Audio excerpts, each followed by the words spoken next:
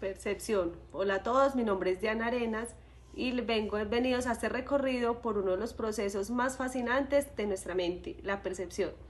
¿Alguna vez tú te has preguntado cómo nuestro cerebro interpreta todo lo que nos rodea, desde los colores, sonidos y hasta las sensaciones y emociones? La percepción nos permite entender y dar sentido al mundo. En este video exploraremos cómo funciona este proceso, qué factores influyen en nuestra percepción y por qué es tan importante en nuestro día a día.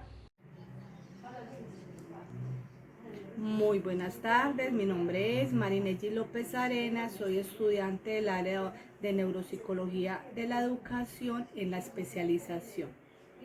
Bueno, desde la neurociencia cognitiva, que es la que se centra en ese estudio del funcionamiento del cerebro, que va desde los aspectos moleculares y celulares hasta la comprensión de funciones mentales como el lenguaje y la memoria.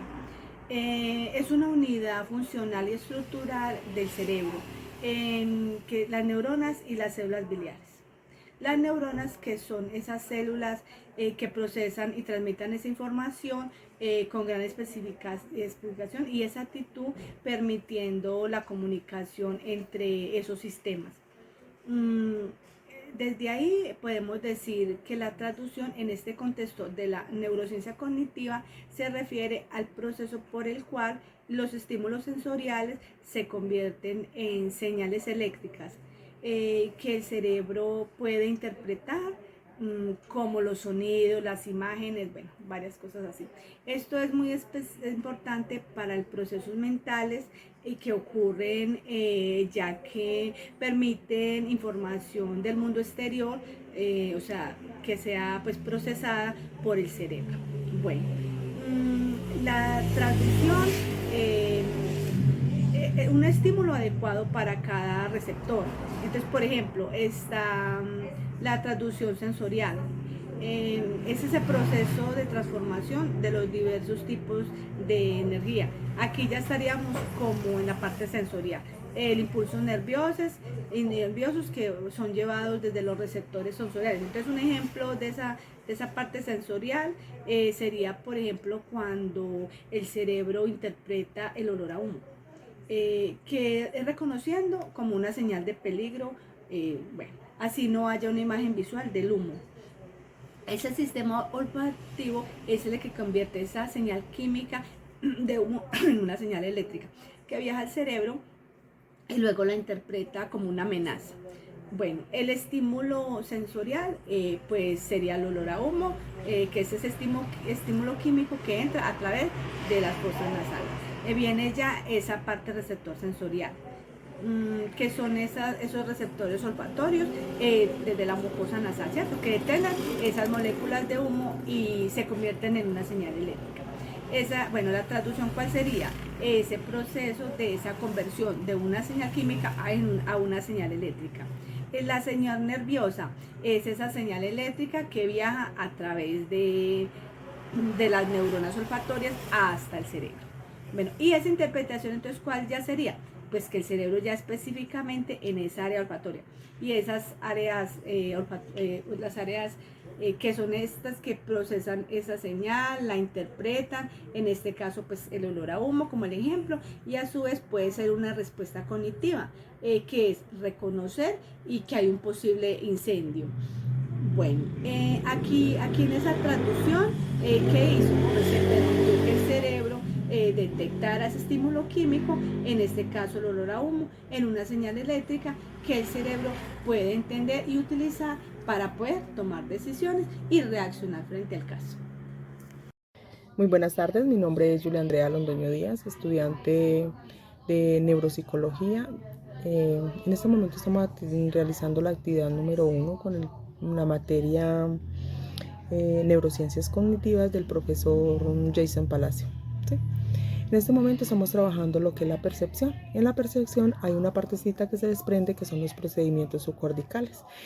Esto se refiere a la actividad neuronal que ocurre en las estructuras subcorticales pues, del cerebro. Entre ellos hay una partecita que juega un papel muy importante, que es el tálamo. El tálamo tiene el relevo sensorial y regulación de las conciencias. Igual también el colículo superior y el núcleo geniculado lateral, que son los que se encargan de los procedimientos visuales. Entonces vamos a hablar un poquito según Portellano en el libro Introducción a la Neuropsicología. Nos viene hablando que estos procedimientos subcorticales juegan un papel importante en la percepción. Son muchos los papeles importantes, pero entre ellos hay unos 3 fundamentales, que es que filtra y procesa la información sensorial. Segundo, regula la atención y la conciencia. Y tercero, modulan las respuestas emocionales y motivacionales. ¿Sí? Entonces estos procesos subcorticales son fundamentales para la percepción y el procesamiento de la información sensorial. Muchísimas gracias.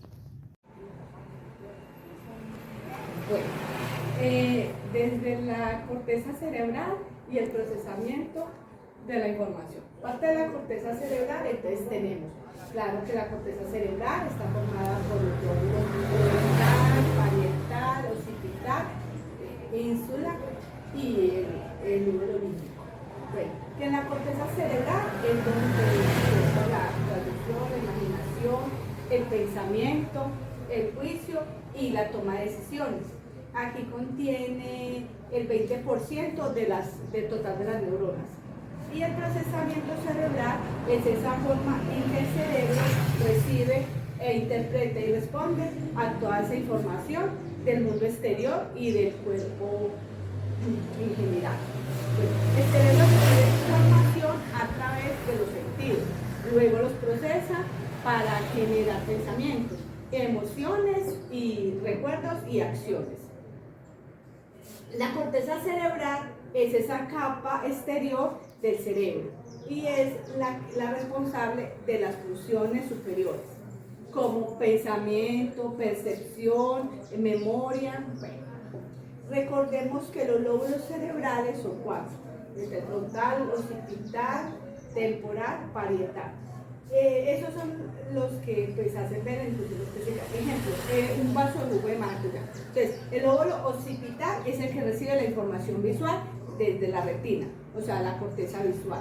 El color, forma, estructura del vaso. Bueno, el otro paso es el procesamiento, que es el auditivo. ¿Dónde va el lóbulo temporal? Que aquí que va el sonido, si es relacionado con ese vaso o a que eso, o sea, como la fruta, la maracuyá.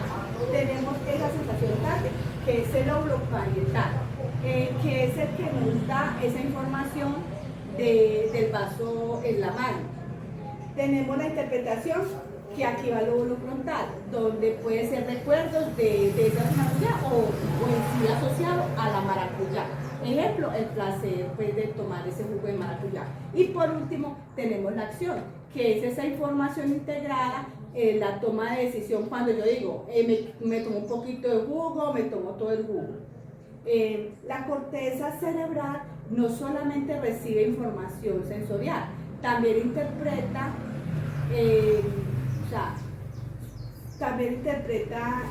donde se junta lo que es, o sea, la integridad de uno como guía y 2 para la toma de decisión. Muchas gracias. Vamos a hablar a continuación sobre las agnosias. Existen visuales, auditivas, somatosensoriales, olfatorias y para las enfermedades. Las agnosias son procesos de reconocimiento de los estímulos gracias a la función integradora de las áreas de asociación del cerebro en colaboración con diversas estructuras corticales y subcorticales. Entonces podemos decir o definir las agnosias como una alteración caracterizada por la incapacidad para reconocer estímulos familiares y de atribuirles un significado. Pasamos a las agnosias visuales. Como su nombre lo dice, consisten en una dificultad para el reconocimiento visual de objetos u otras categorías relacionadas como personas, colores u objetos. Incapacidad para reconocer objetos y dibujos. Esta es simultagnosia. Incapacidad para reconocer el significado de un dibujo, para reconocer rostros familiares. Para identificar colores, clasificación de colores, ordenación de colores y denominarlos. También para reconocer palabras o alesias sin agrafía. Agnosias para el movimiento. Esta es muy poco habitual, pero también se caracteriza por la imposibilidad o dificultad de reconocer un objeto cuando éste está en movimiento.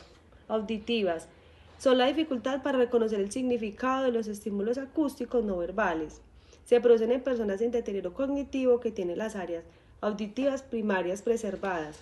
Amusia se caracteriza por el déficit para reconocer características musicales como son el tono, el ritmo o la melodía. Agnosia para sonidos. Esta es para identificar los sonidos no verbales, por ejemplo, sonido del canto de un pájaro, el de una alarma.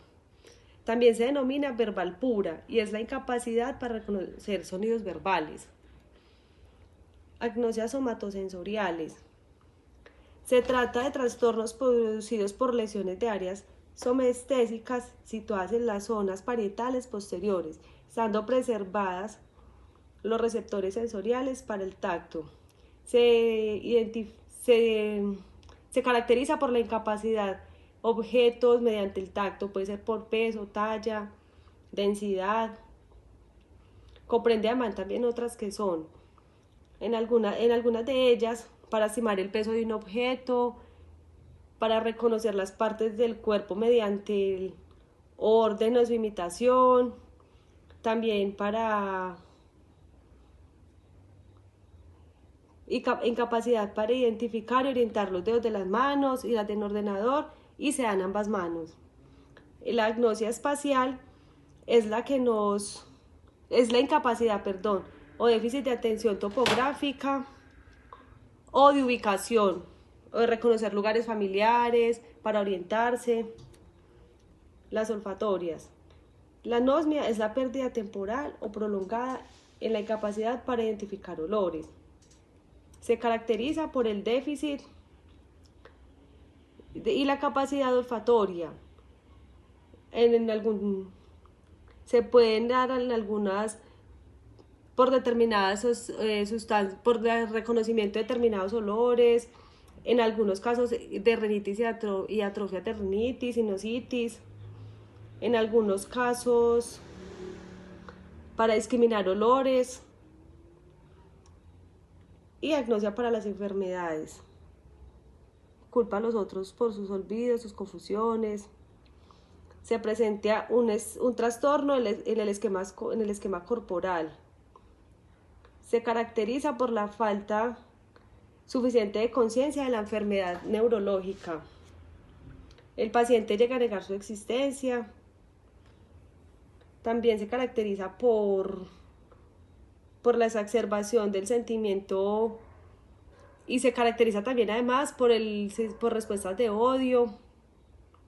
Tiene una dispersación de su enfermedad, se lo atribuyen al miembro lesionado, incapacidad de comprender el dolor, a pesar de que no le exija la incapacidad de comprensión del dolor.